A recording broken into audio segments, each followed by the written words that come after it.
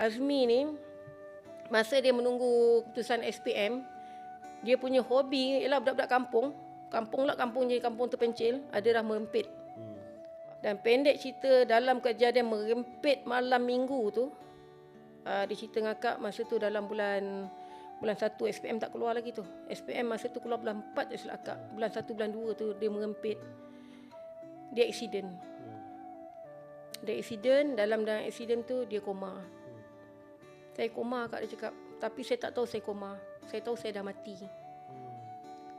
Saya tak tahu saya koma Kak. Dia kata saya tahu saya dah mati. Kak cakap macam mana awak tahu dah mati? Saya nampak Kak, diorang daripada hospital, diorang bawa mayat saya balik naik ben jenazah tu.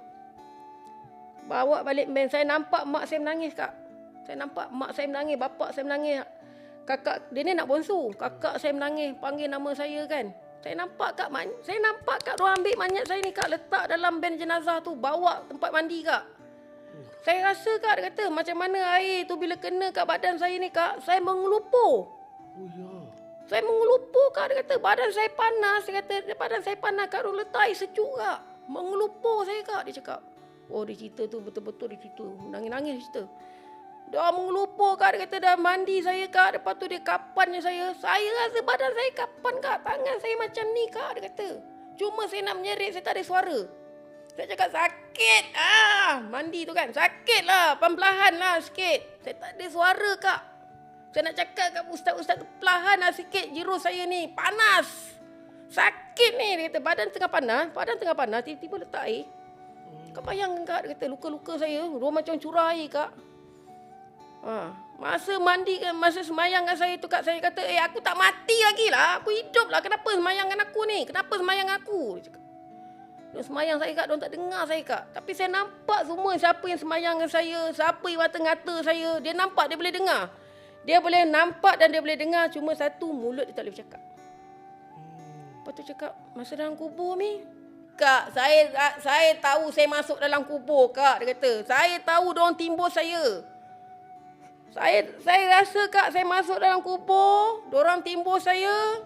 Diorang baca tarkim tu Kak, satu-satu saya dengar Kak, satu-satu tinggal saya dengar. Semua saya dah ketuk dah, liang lahat tu saya ketuk. Aku belum mati lah, dia cakap aku belum mati lagi lah. Dia kata aku ni hidup lah, aku belum mati lah. Diorang tak dengar saya Kak. Akak tahu tak apa bunyi yang paling menakutkan duduk dalam kubur tu? Cakaplah apa dia kan, kita mana tahu kan, kita mana orang-orang mati duduk balik nak cerita. Bila 7 orang melangkah meninggalkan kubur tu Kak. Satu langkah tu Kak, macam gendang yang pecahkan saya punya dia kata macam telinga saya ni macam nak pecah Kak. Boom. Kita langkah nak tinggalkan tanah kubur tu lepas baca apa? Lepas dah settle kubur tu kan, lepas baca tarkim kan, kita mesti nak tinggalkan kubur kan. Jadi langkah orang terakhir tinggalkan kubur tu, boom. Boom. Boom. 7 langkah Kak, dia kata. Saya rasa telinga kegendang saya Kak dalam tu. Saya rasa nak pecah. Saya usik-usik telinga saya Kak. Macam nak pecah saya dengan gendang tu. Lepas tu Kak, sunyi. Sunyi sesunyinya. Sampai saya rasa kalau satu jarum jatuh pun ke bumi, telinga saya boleh tangkap ni. Punyalah rasa sunyi tu. Sehinggalah dia kata saya dengar bunyi besi ditarik. Zap, tarik kasar. Zap. Saya tahu. Tu kata macam mana kau tahu tu bunyi besi? Saya tahu Kak. Apa je bunyi yang jatuh tu akak memang automatik otak akak akan tahu. Ni besi. Besi Kak, dia kata. Besi. Tempat tu gelap Kak. Tapi tiba-tiba Kak keluar 2 orang lelaki. Baju putih. Serban warna putih. Muka bercahaya Kak. Tapi macam kembar. Muka sama. Bukan nakir tu. Dia datang bawa, dia tarik besi tu Kak. Tapi besi tu kat belakang dia. Saya tahu dia pegang besi Kak. Saya nampak dia pegang besi. Saya tahu dia pegang besi. Dia tanya soalan Kak. Ma rabbuka? Kau tahu ke apa maksud dia? Tahu Kak siapa Tuhan kamu. Tapi mulut saya tak boleh nak cakap. Dia nak sebut Allah tu tak boleh. Tak boleh nak sebut. Dia tanya lagi marah buka. 2-3 kali dia ulang Kak. Dia tanya lagi kiblat Nabi. Macam mana Kak kita belajar kat sekolah. Macam mana ustazah kita ajar. Macam mana ustaz-ustaz kita ajar Kak. Itulah soalan yang keluar. Tapi masalahnya Kak, saya tak dapat jawab. Dan setiap kali saya tak dapat jawab tu Kak, itu besi tadi zas. Dia lambung kat saya Kak. Dia belik saya 7 hasta. Lepas tu dia masuk ke dalam bumi. Saya bergulung-gulung masuk ke dalam bumi. Lepas tu dia tarik keluar lagi. Dia tanya lagi soalan. Tarik keluar. Sampai saya kata, Ya Allah, aku taubat. Ya Allah, Ya Allah, Ya Allah, ampunkan aku. Ya Allah, aku tak tahu satu soalan, satu jawapan pun aku tak tahu. Ya Allah, ampunkan aku. Itu yang dia ulang-ulang. Ya Allah, ampunkan aku. Ya Allah, aku berdosa. Ya Allah, aku... Dia punya menangis tu. Dia kata, kalau bolehlah keluar air mata darah Kak. Saya keluarkan semua Kak. Dia kata, dalam tu. Tengahkan kabut tu Kak. Dia kata dengan peluh saya dah berkeringat. Dengan air mata saya dah keluar Kak. Tiba-tiba saya rasa saya tercampak masuk dalam satu sungai. Sungai tu deras Kak. Dia kata. Saya masuk dalam sungai ni Kak. Hanyutlah saya Kak. Hanyut. Dia kata sampai saya jumpa sungai tu bercabang 2. Satu pergi kiri, satu pergi kanan. Saya ambil keputusan nak pergi ke kanan Kak.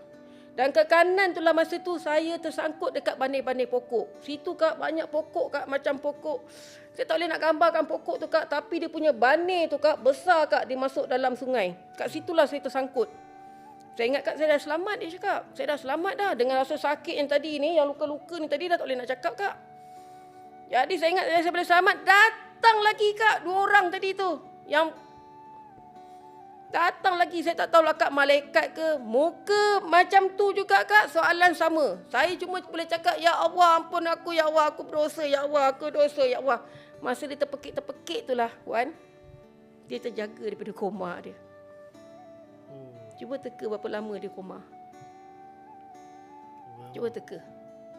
Dia koma selama 4 bulan. 4 bulan 2 hari. Dan hari yang dia terjaga pada koma tu adalah selepas orang azan subuh. Saya tanya dengan dia, Mi, agaknya banyak-banyak soalan tu, apa yang paling Mi rasa, soalan apa yang sebenarnya kat dunia ni patut kita buat Mi? Solat. Soalan pertama dalam kubur tu Kak, solat. Dia kata, selepas yang dia kena belit-belit tu, sebenarnya dah nak keluar ular dah. Ada nak keluar ular dah dia kata. Tapi oleh kerana dia dah terjatuh dalam sungai tadi, ular yang konon-konon nak keluar tadi tu dia mungkin dalam dia fikir tu dalam imbasan otak dia kan.